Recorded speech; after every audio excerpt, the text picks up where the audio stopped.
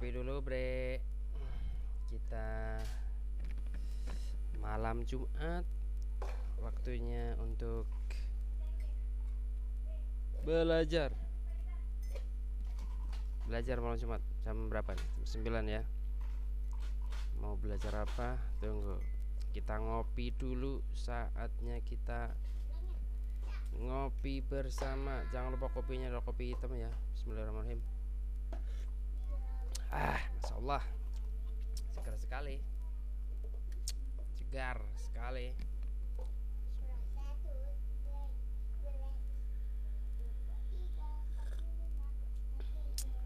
Masya Allah, bangga, ngopi bangga.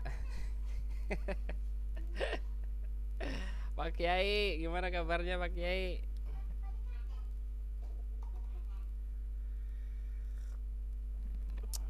Kopi hitam dulu, kopi hitam.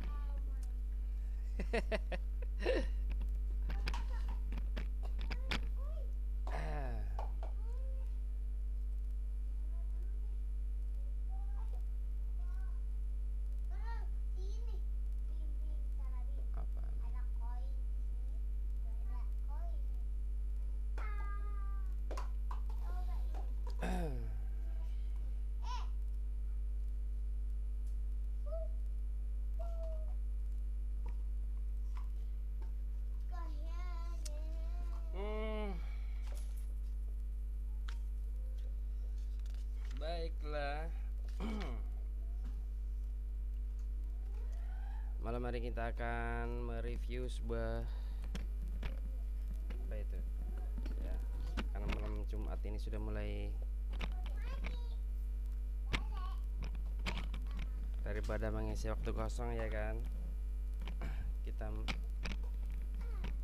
mereview sebuah kitab karya guru kita bersama,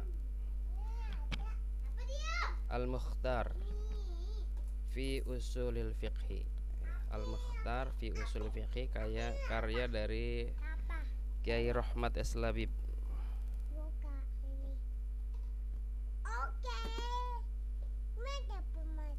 Mantap, mantap. Ditemani bocil-bocil.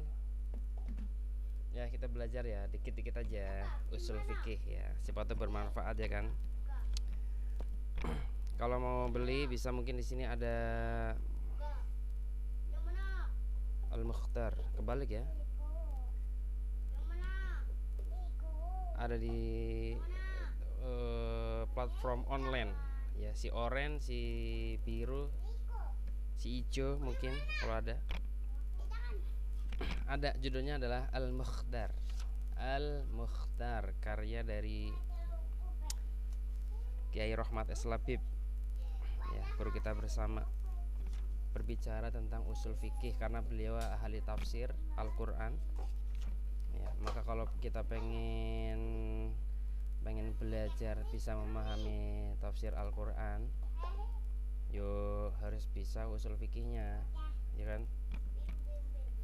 Ya paham-paham usul fikih lah ya, biar kalau memahami Al-Quran itu gak rancu gitu ya. Kan kebanyakan orang sekarang memahami Al-Quran ya dari terjemahan atau dari hanya sekedar bisa bahasa Arab saja, akhirnya ya pemahamannya itu rancu gitu, bisa bertentangan antara ayat satu dengan ayat yang lain ya, aplikasinya tidak ada dan sebagainya. Kenapa? Karena gara-gara memahami Al-Qur'annya itu adalah ya tidak komprehensif dalam menafsirkan Al-Qur'an ya. Tafsir Al-Qur'an itu, yang namanya tafsir Al-Qur'an itu peminatnya sedikit sekali ya, peminatnya sedikit. Jadi karena orang sekarang itu pengennya yang instan ya, pengen instan ya, nggak mau belajar ya, sehingga susah. Kita udah bisa baca Quran. Sebenarnya kalau kita udah bisa baca Quran itu ada step selanjutnya, yaitu kita memahami ya, memahami Al-Quran ya. Kalau kita sudah paham memahami Al-Quran, baru kemudian kita menerapkan, melaksanakannya di dalam kehidupan sehari-hari. Ya, ini kitabnya ya bagi teman-teman yang baru gabung. Ya, ini adalah kita belajar kitab Al-Mukhtar fi Ushulil Fiqh karya dari Kiai Rahmat Eslabib ya rahimahullahu taala. Ya, guru kita bersama. Ya, semoga Allah memberikan pahala buat beliau yang menulis dan kita ya, yang mempelajarinya ya. Bismillahirrahmanirrahim. Usulul fiqh, usul fiqh. Usul fiqh. Ya, bocil-bocil juga harus bisa paham usul fiqh ini ya. Apalagi kita yang udah dewasa ya. Ta'rifuhu definisi dari usul fikih. Apa sih usul fikih itu? Usul fikih ya, usulul fiqhi murakkabun idhofiyun ya, murakkabun idhofiyun min kalimataini ya. Usul fikih itu adalah kalimat idhofi ya, kalimat idhofa. Idhofa itu kalau bahasa Indonesianya dua kata jadi satu. Kan nggak usah dorong-dorong tuh kan kotor ya. Dua kata dari kata usul dan fikhi ya, ai kalimat al usulu wa kalimat al fiqhu ya, kalimat usul dan kalimat fikih ya, itu namanya usul fikih ya. Wala yumkinu ma'rifatu ma'nahu illa ba'da ma'rifati ma tarakkaba minhuma ya. Tidak mungkin kita memahami makna dari usul fikih kecuali kita memahami ya susunan dari keduanya itu ya, susunan dari keduanya, jadi usul dan fikih. Al usulu jam'un ya min lafdil asli ya. Usul di sini bisa diketik ya. Ya, usul itu jamak dari kata aslu ya. Kalau bahasa Arab itu ada istilah mufrad, musanna, jamak. Kalau kata usul itu adalah jamak dari kata aslu. Al aslu, asal. Bahasa Indonesia juga ada sini asal. Usul jamak dari kata asal, al aslu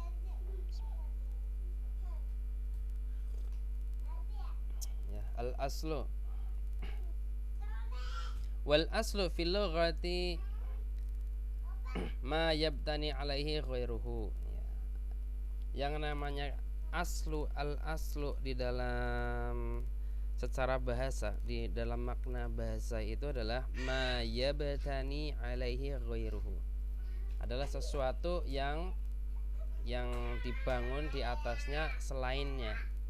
Sesuatu yang dibangun di atas sesuatu itu selainnya ya, seperti ibaratnya pondasi itu dibangun di atasnya selain pondasi kan, tiangnya, temboknya gitu ya. Jadi itu namanya al aslu, sesuatu yang di atasnya itu dibangun sesuatu yang lain ya, makanya pondasi. Nah, bahasa Indonesianya bisa juga diartikan sebagai pondasi ya, pondasi. Sawaun akana al bina'u hisian kabina'il jidari alal asasi wa aqlian kabina'il ma'luli alal ilati. Sama saja bangunan yang dibangun di atasnya itu adalah bangunan fisik ya. Bangunan fisik seperti bangunan al-jidar alal asas, seperti tembok yang dibangun di atas pondasi. Tembok dibangun di atas pondasi ya. Atau aklian, secara akliyah, bangunan yang dibangun di atas akliyah. Seperti apa? Al-ma'lul alal ilat. Ma'lul alal ilat. Ma'lul itu sesuatu yang dibikin alasan ya, yang dibuat alasan. Alal ilati, atas ilat, sebuah alasan hukum. Nanti kita akan belajar tentang ilat ya, ilat-ilat hukum ya. Kalau ilat di dalam bahasa Arab itu sesuatu yang merusak ya. Huruf ilat itu ada berapa itu? Alif, wawu, ya, ada 3 ya, yang merusak. Tapi kalau dalam fikih ilat itu adalah alasan ya, ada alasan di apa namanya, dibuatnya suatu hukum itu, ya dihukumi sesuatu itu namanya ilat. Itu namanya al-ma'lul 'alal ilat, ma'lul 'alal ilat. Wa binaul hukmi 'ala dalil, atau bangunan hukum di atas dalil. Ya, hukum misalkan hukum, ya hukum itu ada berapa? Ada 5 kan, wajib, sunnah, mubah, makruh, haram. Itu dibangun di atas dalil. Jadi pondasi asalnya adalah dalil, kemudian dalil di atasnya dibangun hukum-hukum. Kalau tembok, ya pondasi batu, semen itu apa namanya, dibangun di atasnya tembok, ya tiang, kolom dan sebagainya, kusen, pintu. Ya. Kalau hukum dibangun di atas dalil.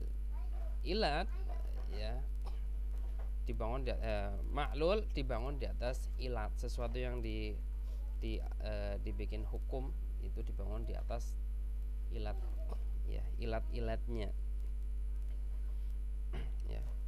Fal illatu binisbati lil ma'luli wad dalili binisbati lil hukmi. Adapun ilat, ya ketika dinisbatkan kepada ma'lul, dan dalil ketika dinisbatkan kepada hukum, ya yu'tabaru asasan wa aslan, itu dianggap sebagai asas, ya asas wal aslan atau usul, akar bahasa Indonesianya, ya pondasi lah gitu. Asas, pondasi, usul, ya akal, ya. Assalamualaikum. Waalaikumsalam. Jarir, ada nenek, Rir. Ada nenek. Nenek assalamualaikum katanya. Waalaikumsalam. Ya, lanjut ya. Wal ma'na lughawi huwa al muradu min kalimat usul. Nah, kalimat usul itu maknanya adalah makna lughawi. Yang dimaksud dalam kata usul fikih adalah makna lughawi. Ya, makna lughawi. Fil lafzi usul fikih, di dalam kalimat usul fikih yang dimaksud adalah makna lugawinya, ya. Karena nanti ada makna lugawi, ada makna apa namanya, istilahi, ada makna lugawi, ada makna istilahi. Tapi kalau dalam istilah usul fikih ini adalah yang dipakai dalam makna lugawinya. Ya, falaisa laha ma'nan istilah. Falaisa laha, ya, ma'nan istilahiyun. Ya, tidak ada pada lafaz usul, ya, atau al aslu itu makna istilahinya, ya. Khosun ghairul makna lugawi, ya, selain makna lugawi. Jadi makna usul itu adalah adanya makna lugawi saja, ya, tidak ada makna istilahnya. Wal fiqhu, sekarang masuk ke pembahasan fikihnya. Tadi usul fikih, yang kedua fikihnya. Apa fikih itu? Fil lughati wa al fahmu, di dalam apa namanya makna bahasa, fiqih itu adalah namanya al-fahmu, pemahaman. Masya Allah. Pemahaman. Qala uti fulanun, orang-orang mengatakan, ya, utiya fulanun fiqhan fid din. Ya, orang-orang Arab biasa mengatakan utiya fulanun, diberikan siapa fulan, seseorang diberikan fiqhan, ya, fiqhan menggunakan, kalau bahasa Arab menggunakan kata fiqhan. Fiqhan itu ya fikih, ya, seseorang diberikan fiqhan fiddin, di dalam agama. Maksudnya diberikan fiqhan itu apa? Ai fahman fihi, ya. Jadi kalau fikih artinya adalah pemahaman. Seseorang utiya fulanun fiqhan fiddin, seorang diberikan pemahaman di dalam agama, ya. Maka ada istilah apa? Faqih fiddin, ya, faqih fiddin, orang yang memiliki pemahaman agama yang mendalam, pemahaman agama yang mendalam, ya. Jadi itu makna secara bahasanya, ya. Ya, wa minhu qaulullahi azza wa jalla, di antaranya ada juga firman Allah Subhanahu wa taala, a'udzubillahi minasyaitonir rajim, fama lihaula'il qaumi la yakaduna yafqahuna haditsa. Ini surat An-Nisa ayat 78. Allah berfirman, "Fama lihaula'il qaumi." Ya, maka kenapa kepada kaum-kaum itu la yakaduna yafqahuna hadisa. Hampir-hampir mereka la yafqahuna. Allah menggunakan kata la yafqahuna haditha. Mereka hampir-hampir tidak memahami haditha, ya, ucapan, memahami ungkapan, kata-kata firman Allah SWT tidak dipahami. Nah, untuk makna paham ini dalam Al-Quran, Allah, ya, ada nyadaran online, ya, insya Allah. Mumpung lagi waktu luang, ya, mumpung waktu luang, Allah menggunakan makna la yafqahuna haditha. Faqih, ya, faqih berarti mereka tidak memahami kata-kata. Ya, wal muradu biqoulihi yafqahuna, maksud dari kata firman Allah SWT yafqahuna ay yafhamuna, ya, artinya mereka la yafhamuna, la yafqahuna haditha, maksudnya la yafhamuna haditha, tidak memahami ungkapan, ya, kata-kata, perkataan begitu. Wa rubbama zada alaihi bi anna al-fiqha huwa laisa, ya, mutlaqal fahmi. Ya, bisa jadi kadang-kadang, ya, bisa ditambahkan bahwasanya fikih itu bukan hanya mutlaqal fahmi, ya, pemahaman secara mutlak, bukan pemahaman secara mutlak. Wa innama huwa fahmu ghardil mutakallimi min kalamin. Ya, maksudnya adalah memahami maksud dari ucapan seorang yang berkata-kata, ya, memahami kata-kata, memahami ucapan orang yang berbicara, ya. Qala al-Jurjani, Imam Jurjani mengatakan al-fiqhu fil lughati ibaratun an fahmi ghardil mutakallimi min kalamihi. Kata Imam al-Jurjani,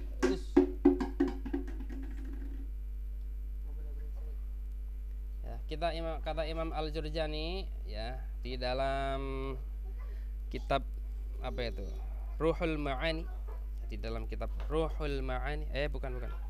Di dalam kitab At-Ta'rifat lil Jurjani, di dalam kitab Ta'rifat, ya, al-Jurjani, beliau mengatakan al-fiqhu fil lughah, makna fikih secara bahasa, di dalam makna bahasa itu adalah ibaratun an fahmi ghardil mutakallimi, adalah sebuah ungkapan, ya, tentang memahami maksud dari perkataan orang yang berbicara. Nah, ya, itu namanya al-fiqhu. Jadi kalau kita ngomong, seseorang ada ngomong, ada orang yang langsung paham, ada orang yang nggak paham kadang-kadang.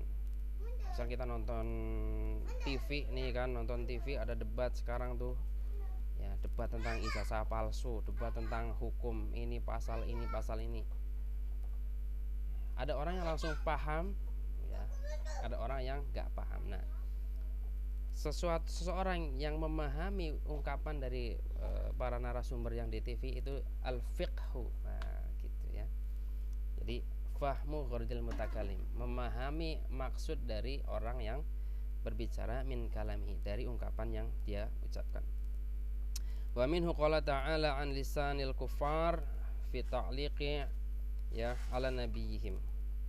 Dan diantaranya ada Allah SWT berfirman tentang lisannya orang-orang kafir ketika mengomentari, ya, mengomentari Nabi Muhammad SAW.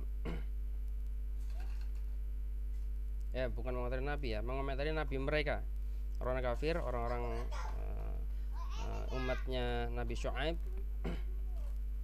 ketika mengomentari, tidak memahami ungkapannya dari Nabi Syu'aib. Mereka mengatakan qalu ya Syu'aibu ma nafqahu katsiran mimma taqul. Ya, Allah menggunakan istilah apa? Qalu, mereka mengatakan, orang-orang kafir mengatakan, ya Syu'aibu, wahai Syu'aib, Nabi Syu'aib, ma nafqahu katsiran mimma taqul. Ya, tidaklah kami memahami, ya, banyak dari ucapan-ucapan yang kau katakan. Ya, nah, mereka tidak memahami ucapan dakwahnya Nabi Syuaib. Ya, mereka mengatakan ma nafqahu, ya, nafqahu, faqiha yafqahu. Jadi kalau bahasa Arab itu banyak cabangnya ya. Ya, ada nahwu, sorof. Ini kalau mau mengetahui apa namanya kata-kata, contoh fiqih, faqih, fiqih itu kan ada dalam bahasa Arab itu ada istilah sorof gitu. Faqiha yafqahu fiqhan wa mafqahan fahuwa faqihun wa dzaka mafquhun. Nah, kalau kita bisa ini di dalam Al-Qur'an disebutkan ma nafqahu, itu sama asal katanya adalah fiqih juga. Ya, faqiha. Ya, maksud dari ma nafqahu apa? Ya, maksud dari nafqahu itu adalah kami tidak memahami. Jadi fikih secara bahasa maknanya pemahaman. Ya, dalam surat ini terdapat dalam surat Hud ayat 91, silakan bisa dicek. Wa bitab'i falaisal maqsudu bidzalika ma'rifata ma'anil alfadi allati yatahaddatsu biha.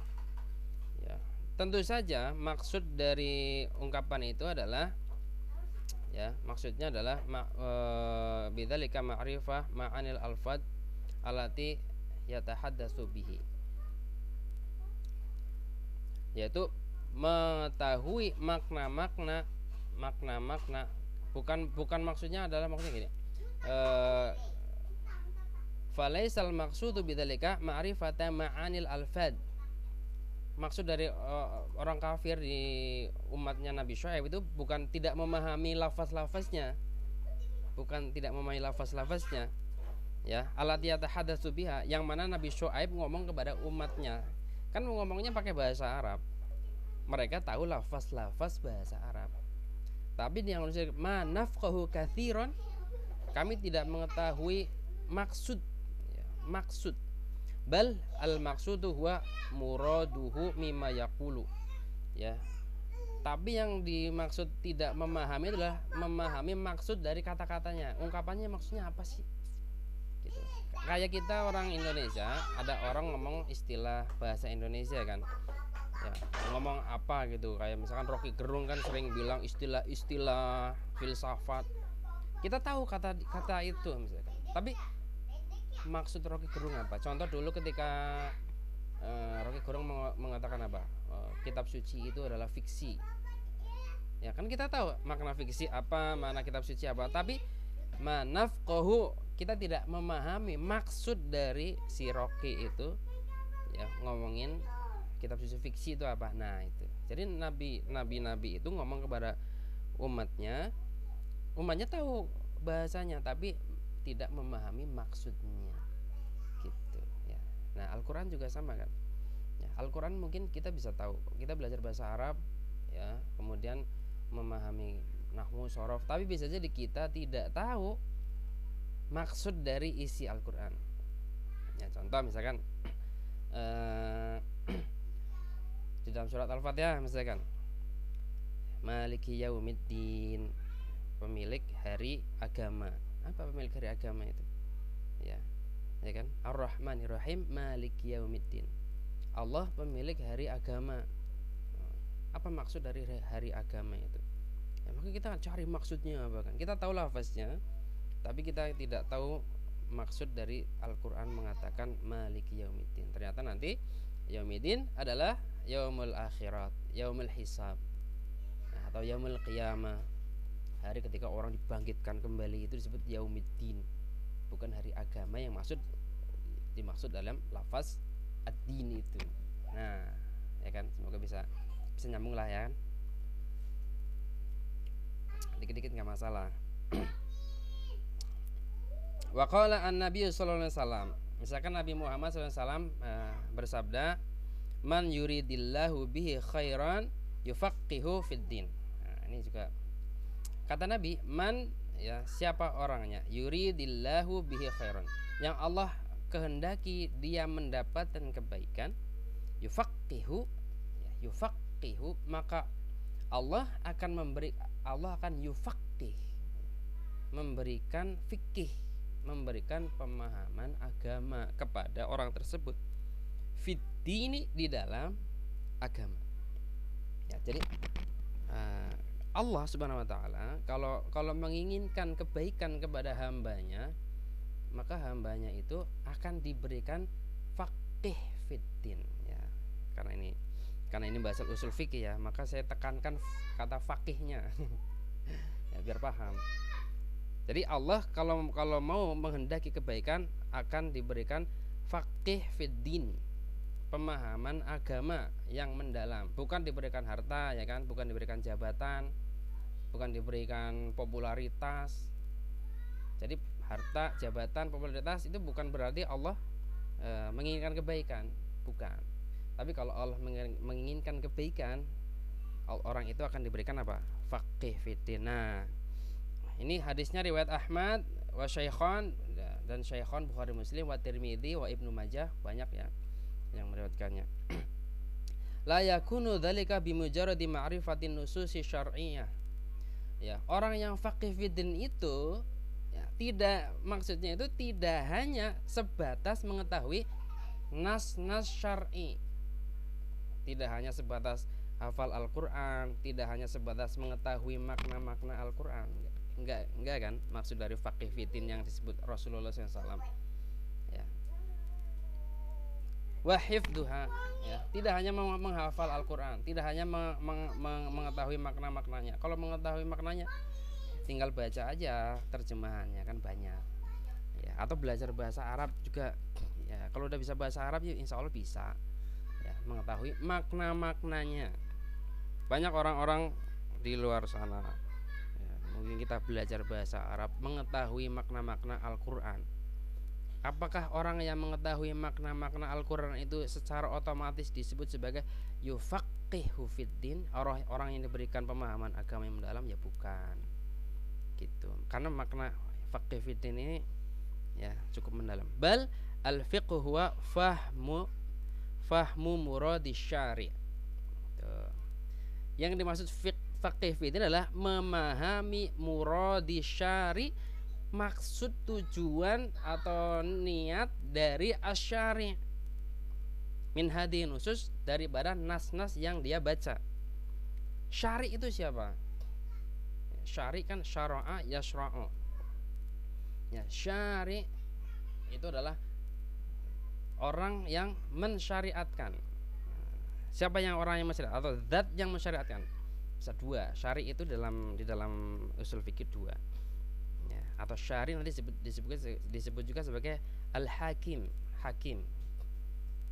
Siapa itu syari'? Yaitu Allah Subhanahu wa taala dan Rasul Nabi Muhammad sallallahu alaihi wasallam. Nah, orang yang fahmu muradis syari', yang memahami maksud dari asyari', maksud dari Allah Subhanahu wa taala di dalam nas-nas Al-Qur'an, di dalam nas-nas hadis, ya, itulah yang disebut faqih fiddin. Jadi kalau sekedar hafal Al-Qur'an, ya, itu ada anak punya dosen pernah mengatakan orang yang sekedar hafal Al-Qur'an itu sama aja seperti vokalis gitu. Ini ada Kang Lukman gitu. Kang Lukman Fatoni tahu. Hafal Al-Qur'an itu katanya sama dengan vokalis, coba, ya Allah. Kalau tidak mengetahui maknanya. Jadi kalau orang nyanyi ngafalin lirik, misalkan ada orang nyanyi bahasa Arab, sekarang ada tuh lagu bahasa Arab, misalkan lagunya Nancy Ajram, tahu kan? Nancy Ajram yang orang mana itu? Orang Turki atau mana gitu? Atau orang Libanon. Nah, dia nyanyi bahasa Arab. Judulnya Anta lah, sama orang Indonesia dikira apa? Dikira sholawatan, dinyanyiin ya di event-event pesantren, ya, event-event apa, dinyanyiin seolah-olah seperti lagu apa, religi. Coba bayangin itu. Padahal itu lagu apa? Ya lagu yang isinya ya galau gundah gulana, perempuan yang galau gundah gulana karena diselingkuhi. Tapi di Indonesia karena dia asal hafal bahasa Arab aja, tapi disebutnya apa? Kayak sholawat dinyanyikan. Ya, itu orang. Nah, itu berarti tidak ya fahmu muradi syari'. Dia tidak mengetahui maksud dari yang penulisnya itu, asal hafal aja. Nah, Al-Qur'an kan juga sama. Al-Qur'an itu Allah turunkan melalui malaikat Jibril kepada Nabi Muhammad. Itu kan ada muradnya, ada al-ghordunya. Maksud kenapa diturunkan ayat itu apa? Nah, orang yang memahami maksud diturunkan ayat itu atau memahami nas-nas hukum-hukumnya, itulah yang disebut faqih fiddin. Ya. Gitu. Wada'a Nabi sallallahu alaihi wasallam li Ibni Abbas waqala, dan Nabi Muhammad SAW kemudian di dalam hadis yang lain memanggil nama Ibnu Abbas. Ya, kemudian mendoakan Ibnu Abbas, ya. Beliau mendoakan kepada Ibnu Abbas apa? Allahumma 'allimhu ta'wila wa faqihu fiddin. Di sini di hadis ini lagi-lagi ada kata-kata faqih. Ya, faqih fiddin. Ya, Allahumma ya Allah, alimhu ta'wil. Ajarkanlah kepada Ibnu Abbas at-ta'wil. Ta'wil itu apa? Maksud ta'wil adalah tafsir. Ibnu Abbas sejak kecil didoakan sama Nabi, semoga dia memahami tafsir Al-Qur'an. Ya, karena Nabi itu doanya selalu diijabah, pasti diijabah sama Allah. Ya, maka Ibnu Abbas sepeninggal Rasulullah SAW menjadi rujukan tafsir, ya, para orang-orang yang tidak memahami makna Al-Qur'an. Ketika nggak tahu maknanya, tanya kepada Ibnu Abbas. Ya, kenapa? Didoakan sama Nabi. Ibnu Abbas, ya, dakwahnya di mana? Ya, kalau kita pernah ke Mekah, ya, umroh, ya, misalkan itu di situ ada, kalau sempet tur lah ke Taif gitu. Di Taif itu ada, ya, tempat dakwahnya Ibnu Abbas, ada masjidnya, Masjid Ibnu Abbas. Ya, nah di situ, ya, majelis tafsirnya Ibnu Abbas. Ya, wa faqihu fiddin. Rasul mendoakan apa? Wa faqihu fiddin. Berikanlah dia pemahaman agama yang mendalam. Faqih ini kata-kata fikih lagi. Ini hadis ini riwayat At-Tabrani di dalam Al-Mu'jam Al-Kabir. Ya, maksudnya faqih fiddin apa? Wa fahimhu ta'wilahu. Wa fahimhu ta'wilahu. Berikanlah pemahaman kepada Ibnu Abbas tentang tafsir-tafsirnya dia. Ya, tentu orang-orang Arab zaman dulu kan sudah memahami kata-katanya, memahami lafaz-lafaz Al-Qur'an, tapi mereka tidak memahami maksud dari lafaz-lafaz itu. Siapa yang memahami maksud itu? Maksudnya adalah Ibnu Abbas. Yang memahami maksud Al-Qur'an sama Nabi didoakan adalah Ibnu Abbas. Ya, fastajaballahu jalla wa azza du'a nabihi fihi. Maka Allah kemudian mengabulkan doa Nabi Muhammad sallallahu alaihi wasallam, ya, untuk menjadikan Ibnu Abbas orang-orang yang diberikan faqih fiddin. Wa kana min a'laman nasi bi kitabillahi fi zamanihi. Dan Ibnu Abbas menjadi orang yang paling memahami Al-Qur'an pada zamannya. Ya, pada zamannya, ya. Kemudian amal fil istilah. Adapun makna al-fiqh secara istilah, kalau tadi secara bahasa, kalau kata lafaz usul kan nggak ada tuh maknanya secara bahasa. Ya, tapi kalau makna fiqh itu ada secara istilah, itu ada. Ya. Fa inal fiqha huwa al-ilmu bil ahkami syar'iyyati al-amaliyati al-mustanbatati minal adillati tafsiliyah. Ya, ingat ya. Teman-teman boleh dicatat tuh. Ya. Atau dihafalkan. Apa itu makna al-fiqhu secara istilah? Maknanya adalah al-ilmu bil ahkami asy-syar'iyyati al-amaliyati al-mustanbatati minal adillati tafsiliyah. Ya, ulangi ya. Mungkin nanti bisa dijadikan short. Ya. Al-fiqhu, makna fikih adalah al-ilmu, adalah suatu ilmu bil ahkami syar'iyyati, yang berkaitan dengan hukum-hukum syariat. Ya, ilmu yang berkaitan dengan hukum-hukum syariat, itu yang disebut fikih. Berarti ilmu-ilmu yang tidak berkaitan dengan hukum syariat bukan fikih. Misalkan ilmu-ilmu qiraat bukan fikih, gitu loh. Ilmu-ilmu akidah bukan fikih. Ilmu fikih adalah ya al ilmu bil ahkami syar'iyyati al amaliyati, yang amaliyah bisa diaplikasikan, ya, yang bersifatnya adalah amaliyah, bisa disaksikan. Kalau nggak bisa dilaksanakan bukan fikih, tidak bisa diamalkan, ya bukan fikih. Ya, al mustanbatoti, yang digali secara mendalam atau diperas gitu secara mendalam, menyeluruh, ya. Minal adillati tafsiliyah, dari dalil-dalil yang terperinci. Jadi kalau namanya fikih itu dalilnya terperinci, bukan dalil secara umum gitu ya. Dalilnya harus terperinci. Hadza ta'rifu yahtawi ala amrayni asasaini. Maka definisi ini, definisi fikih itu mencakup dua perkara asas, dua perkara pokok. Ya, jadi al ilmu bil ahkami syar'iyyati al amaliyati al mustanbatati minal adillati tafsiliyah, itu mencakup dua perkara inti. Yang pertama, al ilmu bil ahkami syar'iyyati al amaliyati. Maksud dari ilmu tentang hukum-hukum syariat al amaliyah, yang bisa diamalkan, yang bisa diaplikasikan. Apa? Al muta'alliqati bi af'alil ibad. Yaitu apa? Sesuatu ilmu yang berkaitan dengan af'alil ibad, perbuatan hamba. Perbuatan hamba. Kita kan hamba Allah. Kita itu hamba. Kita itu berbuat sesuatu. Nah, kita berbuat sesuatu yang berkaitan dengan perbuatan kita semua, itu adalah fikih.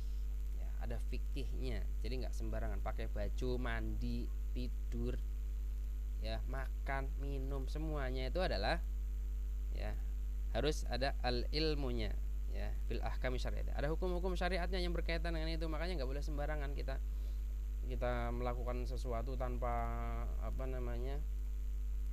tanpa ada dasarnya gitu. Kita makan nggak ada dasarnya, kita minum nggak ada dasarnya, nggak boleh. Ya, kita bepergian kemana-mana nggak ada dasarnya, nggak boleh. Semuanya itu harus terikat dengan hukum syariat, karena al muta'alliqatu bi af'alil ibad, ya, sesuatu yang berkaitan dengan perbuatan hamba. Fala yadkhulu fiha umurul aqaid atau umurul al-i'tiqad. Maka tidak masuk ke dalam perkara fikih apa? Perkara-perkara i'tiqad, keyakinan, akidah, itu nggak masuk. Tidak disebut sebagai fikih. Itu namanya akidah. Kal imani billahi wa rusuli, seperti iman kepada Allah dan iman kepada rasul-rasul. Wa akhbaril umami as-sabiqah, dan kabar-kabar, berita-berita orang-orang terdahulu, itu bukan masuk perkara fikih, bukan. Ya, bukan perkara fikih. Sejarah bukan perkara fikih. Ya. Au al-ma'anil ukhra, atau makna lain, ghairu al-muta'alliqati mubasyaratan bi af'alil ibad, yang tidak ada kaitannya dengan perbuatan manusia secara langsung. Yang tidak ada kaitannya dengan perbuatan manusia secara langsung, maka itu tidak disebut sebagai fikih. Ya, bagi teman-teman yang baru gabung, ya, mungkin bisa dibeli bukunya, kitab Al-Mukhtar karya Syekhuna, ya, Kiai Rahmat S. Labib. Bukunya sangat bagus sekali, ya, karya beliau yang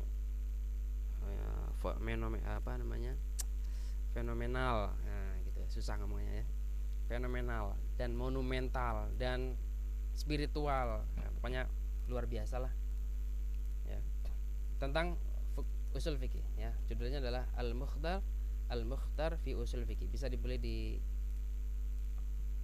toko-toko online, atau beli secara langsung di toko-toko buku yang ideologis, ya. bisa toko-toko buku ideologis seluruh Indonesia, Jabodetabek lah, bisa Jabodetabek.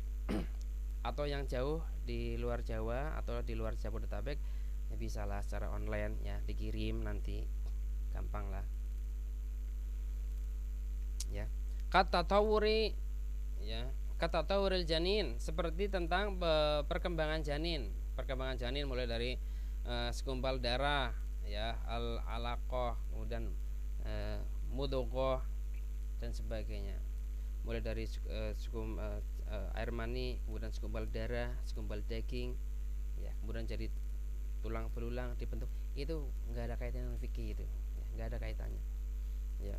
Fi rahmi, di dalam rahim, fi rahmi ummihi al-waridi fi aksari min mawdu'i fil Quran, yang mana disebutkan di banyak ayat Al-Quran. Tapi itu berita-berita ya kan, tentang hal-hal seperti itu, tidak ada kaitannya dengan fikih. Wa hadhil ahkamu tatawaqafu ala syar'i ya, hukum yang dimaksud adalah ya, hukum yang sampai kepada stop ya, cukup membahas tentang hukum syara ya, karena manusia itu terikat dengan hukum syara. Ini poin yang pertama ya, poin yang pertama. Ini kalau di kamera ini kebalik ya, kebalik dong. Mungkin nanti bisa di depan bisa difoto lah ya, atau PDF-nya ada nggak? Kayaknya sih belum ada sih PDF-nya. Yang kedua ya, poin yang kedua dari definisi fikih apa tadi? Ingat gak definisi fikih? Al ilmu bil ahkami syar'iyati al amaliyati al mustanbatati minal adilati at tafsiliyah ya. Tadi yang pertama sudah disebut al ilmu bil ahkami syar'iyati al muta'alliqah al amaliyah ya, al amaliyah itu berarti hukum syara'. Yang kedua, al ilmu bil ahkami min adilatiha at-tafsiliyah. Yang kedua adalah poin yang kedua yang penting adalah ilmu tentang hukum-hukum yang berasal dari dalil-dalil terperinci. Yang namanya fikih adalah asalnya adalah dalil-dalil yang rinci, harus perinci, nggak boleh dalil umum. Aqimus shalah, dirikan olehmu sholat, nggak ada perinciannya kan, bukan fikih itu ya. Fikih itu tata cara sholat, gimana bacaan sholat, mulainya gimana, takbiratul ihram, bacaan iftitah, bacaan al-fatihah, surat-surat, bacaan ruku, i'tidal dan sebagainya. Itu yang dibahas dalam perkara fikih ya. Kal wujubi aul haram, bukan belum ya. Wa hadza fihi janibani ya, dan ini ada dua perkara. Yang pertama ya, jadi al ilmu bil ahkami min adilatiha at-tafsil ya, hukum-hukum ya, tentang yang berasal dari dalil-dalil yang terperinci, hukum yang berasal dari dalil-dalil yang terperinci. Yang pertama, al ma'rifatu tafsiliyah bil ahkam, yaitu ya, pengetahuan terperinci dari hukum-hukum ya, jadi pengetahuan terperinci dari suatu hukum. Contoh kal wajib awal haram, hukum wajib dan hukum haram. Wajib haram gimana mengetahui? Harus diperinci lagi kan. Nah, perincian itu disebut ya fikih. Au ghairuha, atau yang lain-lain ya, atau makruh, wajib, sunnah, mubah, makruh, haram. Hukum rincinya apa? Namanya hukum fikih ya, ilmu pengetahuan tentang hukum-hukum syariat. Yang dua, yang B, al ma'rifatut tafsil ya bi adilati hadil ahkam ya, pengetahuan yang terperinci dari apa? Dalil-dalil tentang hukum tadi. Nah, misalkan wajibnya sholat tadi sudah dibahas. Wa aqimus sholat ya, hukum wajib sholat. Kemudian harus mengetahui dalil-dalil terperinci dari hukum tadi. Wajib sholat itu apa sih rinciannya? Sholat ada berapa? Apakah sholat itu harus diulang-ulang atau enggak? Ya kan, kalau ada misalkan wajib wajib umat Islam naik haji. Wajib naik haji. Apakah naik haji itu berulang-ulang? Enggak kan, sekali doang. Tapi wajib sholat, kok bisa berulang-ulang? Nah, gitu. Kenapa nggak sholatnya sekali doang udah selesai, seumur hidup sekali? Kayak orang naik haji itu. Naik haji seumur hidup sekali kan? Ya. Zakat, kenapa setahun sekali? Ya, zakat fitrah setahun sekali, zakat mal setahun sekali. Kenapa nggak setiap bulan? Kan ada, makanya sekarang ada tuh zakat profesi setiap bulan. Karena mungkin nggak puas setahun sekali. Ya, padahal zakat profesi ya dalilnya ya harus dirinci lagi sebenarnya, bener nggak gitu. Ya, zakat itu kan harus ada haul, ya dimiliki secara sempurna, mencapai nisabnya. Kalau sebulan sekali ya belum haul. Gitu. Nisabnya berapa? Gitu. Ya. Tapi mereka punya dalil sendiri, ya nggak masalah. Fikih itu sebenarnya sangat luas. Kalau masih ada dalil yang bisa dipertanggungjawabkan sama si pencetus ya nggak masalah sih. Ya, yang penting tidak melenceng dari syariat. Ya, contoh dalil-dalil terperinci kal ayati awal hadis. Contoh aqimi sholat tadi. Yang rincinya di mana? Ya di ayat yang lain atau di hadis-hadis yang lain. Ya Rasulullah yang merincikan tentang sholat. Au juz'un minha, atau sebagian dari dalil-dalil yang lain yang merinci lah intinya. Ya, yang merinci itu intinya dari situ itu. Ya. Wa misalu dzalikal ilmi bi anna shauma ramadhana fardun min qouli ta'ala. Contoh dari dalil yang wajib di sini disebutkan ya, biar kita memahami ya. A'udzubillahi minasyaitonir rajim. Faman syahida minkum asy-syahra falyasum. Barang siapa yang melihat ya, dari kalian melihat asyahra hilal, maksudnya syahra hilal bulan Ramadan, falyasumhu ya, falyasumhu, maka berpuasalah kalian. Barang siapa melihat hilal maka berpuasalah kalian. Wa man kana maridun aw ala safarin fa'iddatun min ayyamin ukhar. Ya.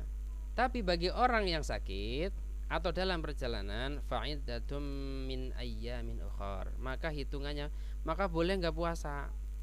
Gitu. Tapi diganti dengan hari-hari lain. Fa'iddatun, maka dihitung. Ya, dihitung. Itu nanti diganti dengan hari-hari yang lain. Dihitung dengan hari-hari yang lain, puasa diganti di bulan selain Ramadan gitu maksudnya. Yuridullahu bikumul yusra wa la yuridu bikumul usra. Allah menginginkan kepada kalian itu adalah kemudahan. Allah tidak menginginkan kepada kalian itu adalah kesulitan, kesusahan. Allah itu enggak mau kita susah. Allah itu maunya kita mudah. Maka agama Islam itu apa? Agama yang paling mudah dijalankan, enggak aneh-aneh. Ya, enggak susah. Ya. Walitukmilul iddah, ya, walitukmilul iddah. Dan hendaknya kalian itu menyempurnakan hitungannya. Surat Al-Baqarah ayat 185. Wal ilmu bi anal ijarata mubaha. Itu tadi kan ilmu tentang apa? Bahwasanya puasa bulan Ramadan itu adalah wajib. Dalilnya apa? Tadi. Ya, tadi. Faman syahida minkum syahra falyasum.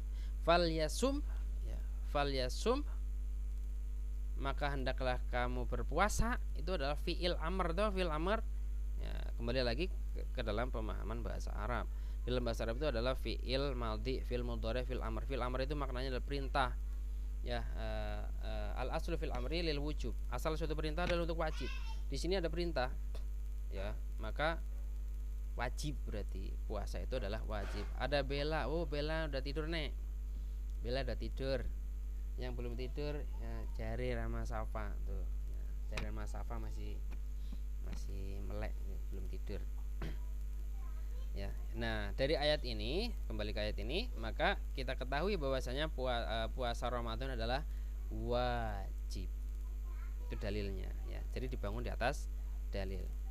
Yang kedua, wal ilmu bi anal ijarata mubahatun. Kedua, pengetahuan bahwasanya ijarah, ya, ijarah ya, pengupahan, ya, pengupahan ijarah, jadi memberikan upah, mempekerjakan orang itu dalam mubah, boleh, hukumnya boleh. Ya, dalilnya apa? Qauluhu ta'ala. Tuh, ada nenek. Nenek. Umi suruh tonton gitu, tonton gitu tadi. Ada nenek. Ya. Dalil bahwasanya ijarah atau mempekerjakan orang itu wajib apa? Ya, fa in arda'na lakum fa'tuhunna ujurahun. Kata Allah, fa in arda'na, jika dia perempuan-perempuan itu menyusui, ya, lakum bagi kalian, maksudnya menyusui anak-anak kalian. Ya, jadi kalau kita punya anak kemudian disusukan, ya, sama orang lain atau sama istri, kemudian, ya, atau kemudian kalau di sini kan kisahnya nanti tentang perceraian gitu kan, istrinya bercerai sama suaminya kemudian menyusui, maka diberikan upah atas persusuan itu, ya, persusuan kepada anaknya sampai 2 tahun. Sebulan berapa sesuai dengan kesepakatan. Fa'tuhunna ujurahun, maka berikanlah apa? Upah mereka. Ya, berikan upahnya. Jadi kalau kita mempekerjakan orang kasih, ya. Hukumnya ijarah adalah mubah, ya. Dari mana tahu ayat? Dari ayat ini tadi. Ya. Fa in arda'na lakum fa'tuhunna ujurahun. Jadi membayar orang untuk mengasuh anak itu boleh, menyusui anak boleh, membayar orang. Dulu Nabi Muhammad SAW ketika kecil, ya, juga disusukan sama Halimah Asy-Sya'diyah kan, Halimatus Sya'diyah, ya, dari Bani Sa'ad. Ya, itu disusukan. Itu dibayar nggak? Dibayar. Boleh nggak? Boleh. Ini surat At-Thalaq ayat 7. Surat At-Thalaq. Wal ilmu bi anal qatla al-'amda haramun min qouli ta'ala. Nah, juga pengetahuan bahwasanya ini tadi kan perkara wajib puasa Ramadan. Perkara mubah ijarah atau mempekerjakan orang. Nah, sekarang perkara yang haram apa? Al-qatlu al-'amdu, membunuh secara sengaja, hukumnya adalah haram. Membunuh secara sengaja hukumnya haram. Dalilnya apa? Qauluhu ta'ala, firman Allah Subhanahu wa taala, wa may yaqtul mu'minan muta'ammidan fajazauhu jahannam khalidan fiha wa ghadiballahu alaihi wa la'ana wa a'adda lahu 'adaban 'azima. Ya, salah nih. Wa la'anatu wa 'adda lahu 'adaban 'azima. Kata Allah, wa may yaqtul mu'minan muta'ammidan, barang siapa yang membunuh seseorang mukmin secara sengaja, orang yang beriman dibunuh secara sengaja, fajazauhu jahannam, maka balasan bagi dia itu adalah neraka jahanam. Nah, ingat ya, hati-hati teman-teman, ini perkara pembunuhan itu bukan perkara yang remeh-temeh. Allah Subhanahu wa taala itu mengancam nerakanya jahanam loh. Ya, membunuh mukmin sengaja. Ya, entah karena sakit hati, entah karena apa, jangan sampai kita membunuh orang, apalagi orangnya mukmin. Kita sesama mukmin membunuh mukmin.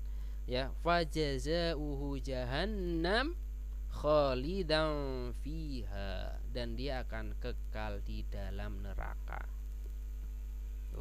Maka para perampok, para pembunuh itu, bunuh umat Islam, itu kekal di neraka itu, kata Allah.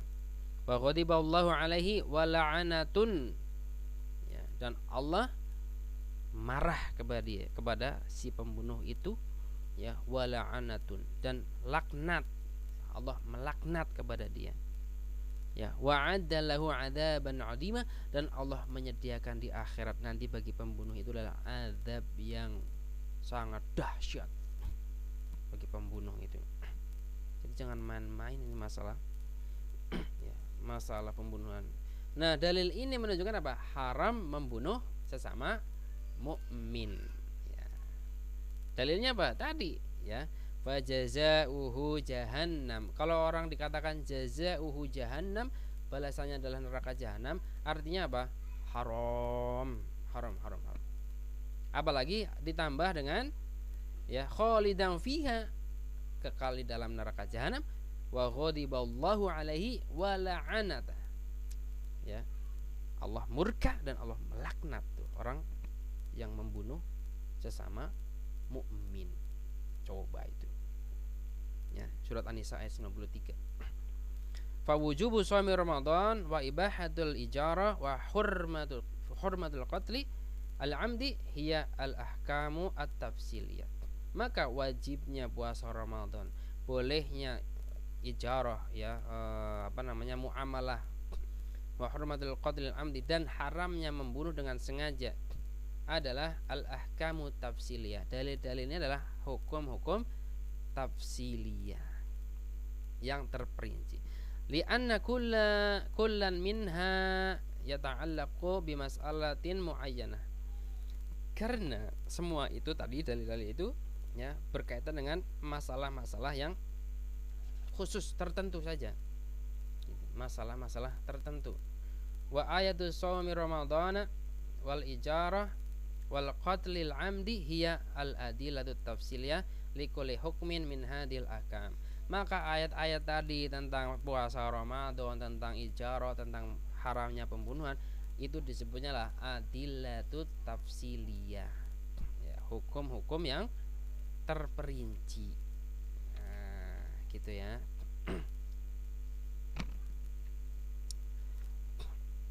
Ya, waqad idliqal fiqh wa uridu bihi majmu'atul ahkamil amaliyah al-furu'iyah al-mustanbatah min adilatiha at-tafsiliyah. Ya. Terkadang ya fikih itu dinisbatkan kepada majmu'atul ahkam, sekumpulan hukum-hukum al-amaliyah yang bersifatnya adalah hukum-hukum amaliyah, hukum-hukum yang sifatnya bisa dilaksanakan ya.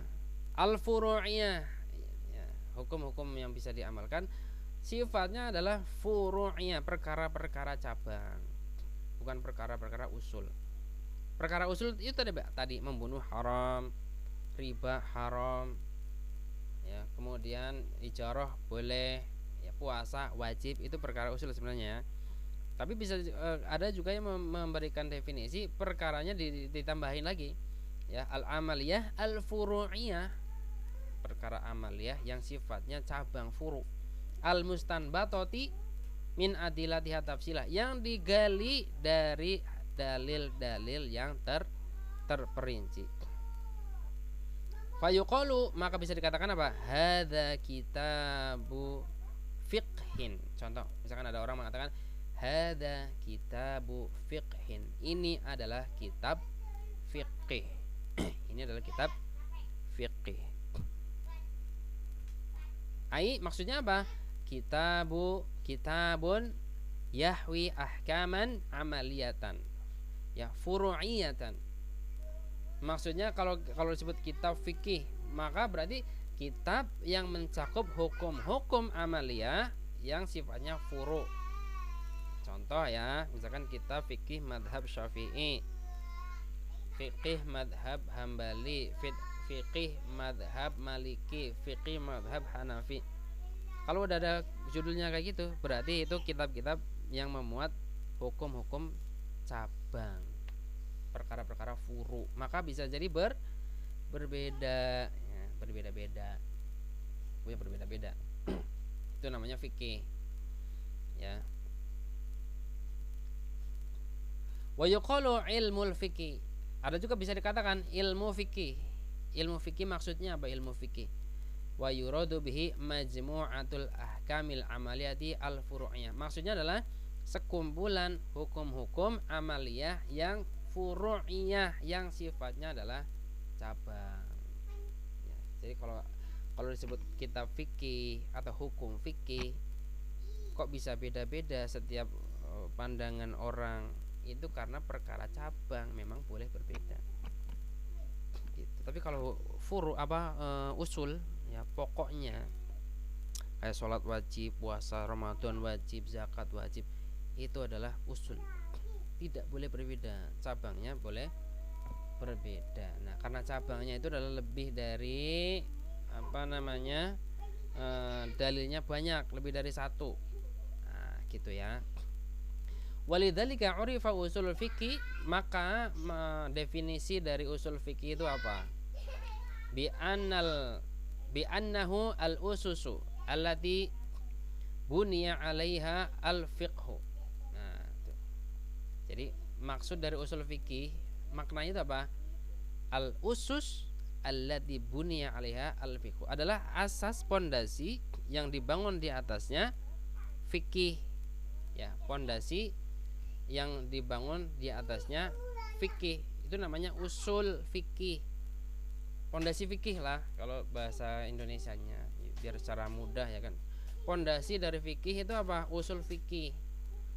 Nah, misal fikih madhab Syafi'i, pondasinya apa? Usul fikihnya madhab Syafi'i.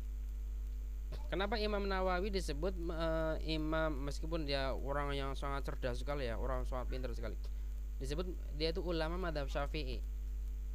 Karena ketika dia beristihad fikihnya, menghasilkan hukum fikih, itu menggunakan pondasi usul fikihnya, pondasi fikih yang dibangun oleh Imam Syafi'i gitu. Begitu juga ulama-ulama mazhab Hambali seperti Ibnu Qudamah misalkan, ya, Ibnu Rajab. Ketika beliau, kenapa dinisbatkan kepada beliau itu adalah ulama madhab Hambali, Ibnu Rajab al-Hambali. Kenapa? Karena ketika beliau ya kemudian mengistinbat dalil-dalil fikih menggunakan metode usulnya, ya, pokoknya dasarnya, pondasinya sesuai dengan yang dibuat oleh Imam Ahmad bin Hambal. Itu juga dengan yang lain. Maka usul fikih sebenarnya apa? Al usus allati buniya 'alaiha al fiqh, adalah dasar-dasar yang dibangun di atasnya fikih. Usul fikih di atasnya dibangun fikih. Ini misalkan ini dasar ya. Ini usul fikih, di atasnya dibangun fikih. Nah, gitu. Ya. Ai ma'rifatul qawaidi allati yatawassalu biha ila istinbatil ahkami syar'iyyati minal adillati tafsiliyah. Atau dengan kata lain bisa disebutkan juga makna usul fikih itu adalah ma'rifatul qawaidi, adalah pengetahuan tentang kaidah-kaidah allati yatawassalu biha, yang mana ya akan tercapai dengan kaidah-kaidah itu ila istinbatil ahkami syariah, pada apa? Istinbat ahkam syariah, menggali hukum-hukum syariat. Bagaimana seorang ulama bisa mengistinbat hukum syariat, mengatakan ini mubah, ini wajib, ini sunnah, ini makruh, ini haram? Karena dia mengistinbat dengan al-qawaid, ya, dengan qawaid, kaidah-kaidah fikih tadi. Dari mana? Minal adillati tafsiliyah, dari dalil-dalil yang terperinci gitu. Ya, itu namanya usul fikih. Ya. Wa itlaqu aidan ala hadhil qawaid nafsiha. Dan kadang-kadang juga dinisbatkan kepada qawaid itu sendiri, usul fikih itu. Ya, jadi usul fikih itu ya para ulama ya beda-beda dalam mendefinisikan, tapi maksudnya sama, maksudnya satu. Ya, maksudnya itu satu. Ya. Contoh, fataqulu, kamu mengatakan apa? Kitabu usulil fiqhi. Ya, kitab usul fikih. Maksudnya apa? Ai kitabun yahtawi hadil qawaid, adalah kitab yang mencakup kaidah-kaidah usul fikih itu sendiri. Nah, gitu. Ya. Kitab yang mencakup kaidah-kaidah usul fikih itu. Fataqulu, misalkan kamu juga mengatakan hada ilmu usulil fiqhi, ini adalah ilmu usul fikih. Ya, ilmu usul fikih. Maksudnya apa? Ya, ai al-qawaid allati yutawassalu biha ila istinbatil ahkami syar'iyyah minal adillati tafsiliyah. Maksudnya adalah kaidah-kaidah yang dicapai dengan kaidah itu kepada istinbat ahkam syar'iyyah, menggali hukum-hukum syariat minal adillati tafsiliyah, dari dalil-dalil yang terperinci. Tuh. Ya, nah ini makna usul fikih. Nah, mungkin kalau teman-teman ini ada, waduh, teman-teman ana nih ya, jadi nggak enak nih. Para ustadz, para kiai, ya, Kiai Anggi, Kiai siapa lagi tuh? Ya, selamat bergabung malam-malam nih ya. Udah baca surat Al-Kahfi ya? Ya. Jadi ini udah bab pertama udah selesai, ma'rifatu usul fikih ya, yaitu pengetahuan tentang makna usul fikih. Ya, makna usul fikih. Ya. Semoga bisa dipahami ya. Nanti pembahasan usul fikih ada berapa? Ada 3. Pembahasan di dalam kitab ini ada 3. Mawdu'ul basi fi usul fikih dairun ala salasatin. Ya. Itu ada 3 pembahasan tentang usul fikih. Pertama adalah al-hukmu asy-syar'iyyu wa ma yata'allaqu bihi, yaitu hukum-hukum syariat dan apa-apa yang berkaitan dengan hukum syariat.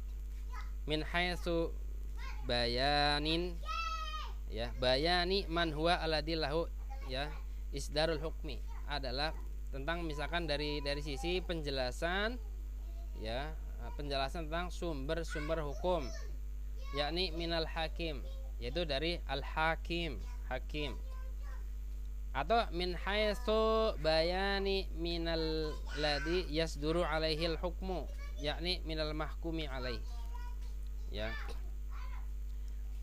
Jadi yaitu penjelasan tentang orang-orang yang, ya, yasduru alail hukmu, ya, bersumber kepadanya hukum, yakni minal mahkum, jadi orang-orang yang dihukumi, mahkum alaih, ya.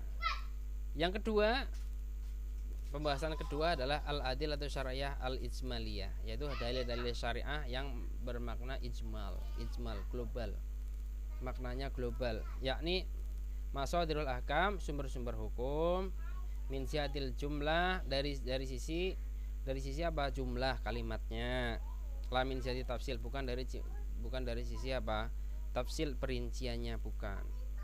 Bi khilafil adillatil khassah al musta'malah fi ahadil masail al khassah, tak berbeda dengan dalil-dalil khusus yang digunakan dalam, ya, masalah-masalah tersendiri, ya, masalah-masalah khusus, karena nanti di Al-Quran juga turun dalam masalah-masalah yang tersendiri, masalah sendiri. Yang ketiga, wujuhu dalalat al-adilah, yaitu bentuk-bentuk dalalat, ya, dalalat, dalil-dalil, penunjukan dalil, dalalat, wujuhu dalalatil adilah, bentuk-bentuk, ya, penunjukan dalil ai kaifiyati istinbatil hukmi. Akan kita bersama-sama mempelajari bagaimana tata cara istinbatul hukmi, menggali hukum, min hadil adilah, dari hukum, dari dalil yang kita baca, ya.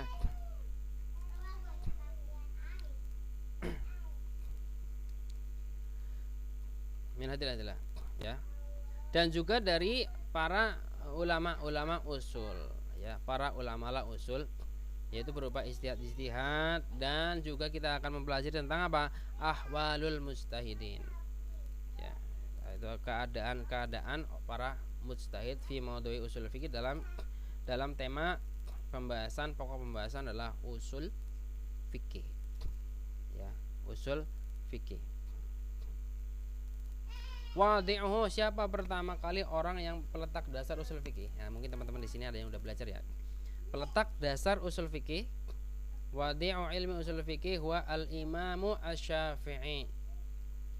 Peletak dasar usul fikih adalah Imam Syafi'i rahimahullah. rahimahullah. Fahuwa alladhi hadda usul al-istinbati ya wa dabtaha biqawaidin amatin kulliyah. Nah, Imam Syafi'i itulah orang yang pertama kali ya membuat batasan usulul istinbat ya, dan ya, perinciannya, penelitiannya dengan kaidah-kaidah amah dan kaidah-kaidah kuliah gitu ya. Pertama kali meletak dasar ya Imam Syafi'i, makanya pahalanya Imam Syafi'i ya, luar biasa sekali. Wa wada'a qanunan kuliyan ya yarji'u ilaihi fi ma'rifati maratibi adillati syar'i fi kitabih al-musamma birisalah. Dan Imam Syafi'i juga meletakkan atau membuat qanunan kuliyan, undang-undang secara kuliyan menyeluruh yang kembali kepadanya ya, kembali kepada qanunan kuliyan itu fi ma'rifati maratibi adillati syar'i, dalam mengetahui urutan dalil-dalil syar'a fi kitabih al-musamma birisalah, dengan di dalam kitabnya yang disebut Ar-Risalah. Jadi ada kitabnya Imam Syafi'i yang sangat fenomenal, itu disebut kitab Ar-Risalah, kitab usul fikih yang pertama kali ya. Wa kitabi al-ukhra allati ishtamalat mabahis usul fikih, dan kitab-kitab Imam Syafi'i yang lain yang mencakup pembahasan tentang usul fikih tadi. Mislu kitab ya, Jima'ul Ilm, seperti contohnya kitab Jima'ul Ilm ya, dan kitab Ikhtilaful Hadis ya wa ghairihima. Jima'ul Ilmi dan kitab Ikhtilaful Hadis itu juga mencakup tentang pembahasan usul fikih ya. Satu paragraf lagi ya teman-teman yang baru gabung ini. Jadi pembahasan kitab ini adalah karya dari Syekhuna Al-Ustad Al-Kiyahi Rahmat Eslabib, bisa dibeli di toko-toko terdekat ya, di toko-toko buku ideologis banyak ya. Ini pembahasan pertama dari kitab usul fikih. Amal fuqaha'u qabla al-Imam Syafi'i, adapun para ahli fikih sebelum Imam Syafi'i, siapa para fuqaha sebelum Imam Syafi'i? Minas sahabati wa tabi'in ya, dari para sahabat dan para tabi'in. Wa min ba'dihim, dan setelah sahabat dan para tabi'in, fakanu yatakallamuna fi masaili usul fikih. Mereka itu semua sebenarnya telah berkalam tentang perkara-perkara usul fikih sebenarnya. Jadi usul fikih itu sebenarnya mulai dari Nabi Muhammad SAW, para sahabat, tabi'in, tabi'ut tabi'in, semuanya ya. Ya, wa yastadiluna ya wa ya'tariduna. Ya, mereka mengambil dalil dari perkara-perkara usul fikih kemudian memaparkan dalilnya ya.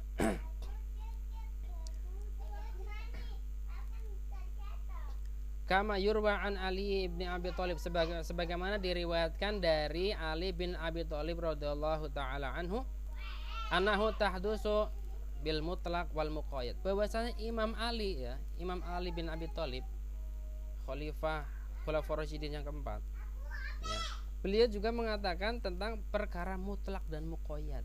Coba itu mutlak dan muqayyad itu perkara usul fikih loh ya, jangan salah. Berarti usul fikih udah ada sejak zaman para sahabat. Cuman yang pertama kali menulisnya itu siapa? Adalah Imam Syafi'i, mengkodifikasikan dalam satu kitab. Ya. Wal khos wal am. Imam Ali juga berbicara tentang khos, am, ya, perkara khos, perkara am itu juga wa nasikh wal mansukh, nasikh mansukh.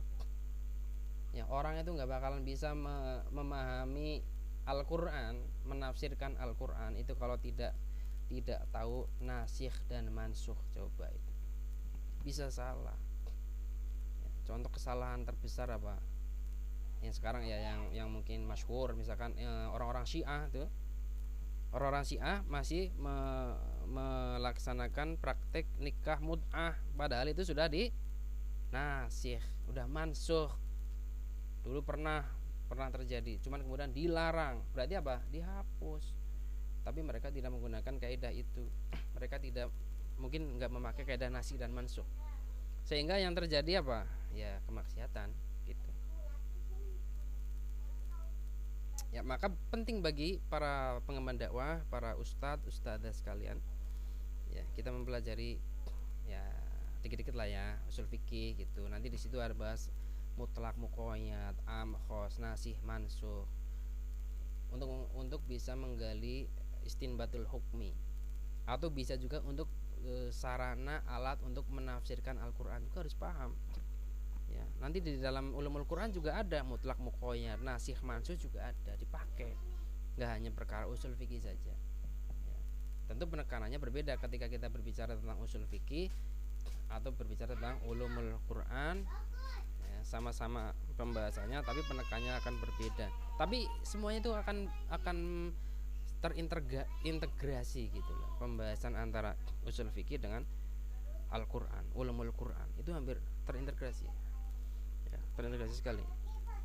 Illa anna dzalika lam yakun bisyakli hududin, ya, marsumatin. Ya. Hanya saja pendapat-pendapat Imam Ali ketika mengatakan perkara mutlak, muqayyad, ketika mengatakan perkara am dan khos, ketika mengatakan perkara nasikh dan mansukh tidak tertulis. Tidak tertulis, makanya Imam Ali nggak menuliskan di dalam buku. Tapi beliau mengajarkan itu, Imam Ali itu. Ya. Walakana lihaula'il fuqahai alladzina takallamu fi ba'di masaili usul fiqih, ya, qawaidun amatun kulliyah yarji'u ilaiha fi ma'rifati dalail syar'iyyah fi kaifiyati, ya, mu'aridatiha wa tarjihatiha.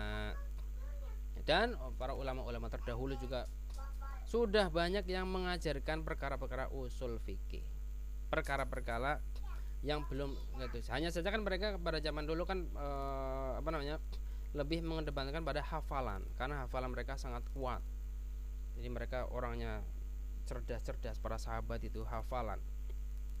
Dari hafalan itu kemudian diimlakan, ya, atau ditalakikan kepada muridnya, para tabiin mentalakikan lagi kepada muridnya, tabiin terus, sehingga akhirnya kemudian terjadi kemunduran berpikir, kemunduran pemikiran. Orang-orang jadi kayak Imam Syafi'i ya contohnya.